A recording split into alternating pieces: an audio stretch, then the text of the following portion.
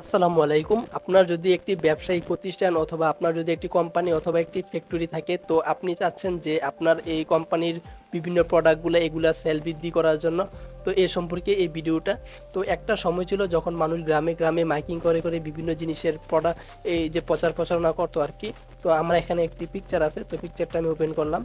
তো মনে করুন আপনি যেখানে থাকেন ওই এরিয়ার মধ্যে আপনি একটি ফ্যাক্টরি দিয়েছেন অথবা আপনি একটি কোম্পানি তৈরি করছেন। এটা হতে পারে আপনি ওই ফ্যাক্টরির মধ্যে আপনি বিভিন্ন প্রকার প্রোডাক্ট তৈরি করেন।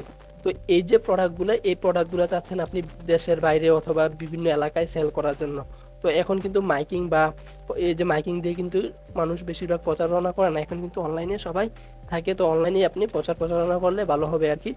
তো এই প্রোডাক্টগুলো যদি আপনি অনলাইনে সেল করতে চান বা অনলাইনে প্রোডাক্ট সেলের বৃদ্ধি এগুলো বৃদ্ধি করতে চান সেল, তো আপনার কি করতে হবে, একটা ভিডিও অ্যাড তৈরি করতে হবে আর কি। তো এটা হতে পারে একটা ভিডিও অ্যাড অথবা একটা ইনফ্লুয়েন্সার দিয়ে আপনি সুন্দর করে ভিডিও অ্যাড তৈরি করতে পারেন।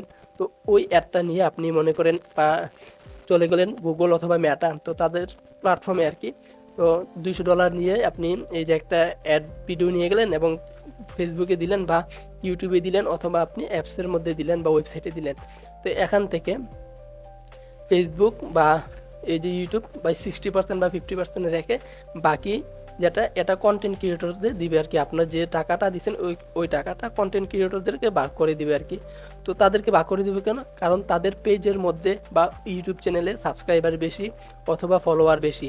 তো তারা যে সময় ভিডিও আপলোড করবে, তাদের যেসব ভিডিও আপলোড করবে ওই ভিডিওর আগে অথবা পরে আপনার যে ভিডিওটা আছে প্রোডাক্টের ভিডিও অ্যাডটা, ওই অ্যাডটা যারা যারা ওনার ওই কন্টেন্ট ক্রিয়েটরের ভিডিওগুলো দেখে অ্যাডটা আগে পরে শো করবে। যদি অ্যাডটা যদি শো করে তো তখন মানুষ ভাববে যারে এটা সম্পর্কে তো অনেক ভালো, হ্যাঁ, এই অ্যাডটা দিছে প্রোডাক্টটা কিনে ট্রাই করি। তো তখনই কিন্তু আপনার কাছে অটোমেটিক এই যে $200 বা যত টাকা দিয়ে আপনি অ্যাডটা দিচ্ছেন তত দ্বিগুণ কিন্তু আপনার এই যে প্রোডাক্টটা সম্পর্কে মানুষ জানতেও পারবে এবং প্রোডাক্টটা মানুষ বাই করতে পারবে আর কি। তো তখন কিন্তু আপনার প্রফিট অটোমেটিক আপনার পকেটে ঢুকবে আর কি। তো আমি যদি এখন এই যে একটা ওয়েবসাইট আছে যেমন প্রথম আলো বা বিভিন্ন ওয়েবসাইটই আছে, এই যে প্রথম আলো .com এটা একটা ওয়েবসাইট, ঠিক আছে। তো এই ওয়েবসাইটে আমি ঢুকলাম, দেখুন এখানে কিন্তু একটা অ্যাড আছে, হ্যাঁ। তারপরে নিচে গেলে এই যে দেখুন এখানে কিন্তু একটা অ্যাড আছে, এই এখানেও কিন্তু একটা অ্যাড আছে।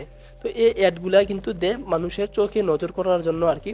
তো আপনি এই যে রাস্তাঘাটে দেখবেন বিভিন্ন অ্যাড দেয়, তারপরে বিলবোর্ড এবং টিভির মধ্যেও কিন্তু বিভিন্ন প্রকার অ্যাড দেয় আর কি। তো এই অ্যাডগুলোর মাধ্যমে মানুষের চোখে পড়ে প্রোডাক্টটা সম্পর্কে। এই যে দেখুন এখানে তিব্বত বল সাবানের কিন্তু অ্যাড আসছে, তারপরে এখানে এই যে তীর ময়দার কিন্তু এই যে অ্যাড আসছে আর কি। তো এখানে কিন্তু আপনি বিভিন্ন ফেসবুক চালালেও কিন্তু দেখেন যে ফেসবুকে অ্যাড আসে, ইউটিউব চালালে ইউটিউব ভিডিওর মধ্যে অ্যাড আসে, তারপরে অ্যাপ চালালেও কিন্তু অ্যাপসের মধ্যে অ্যাড আসে।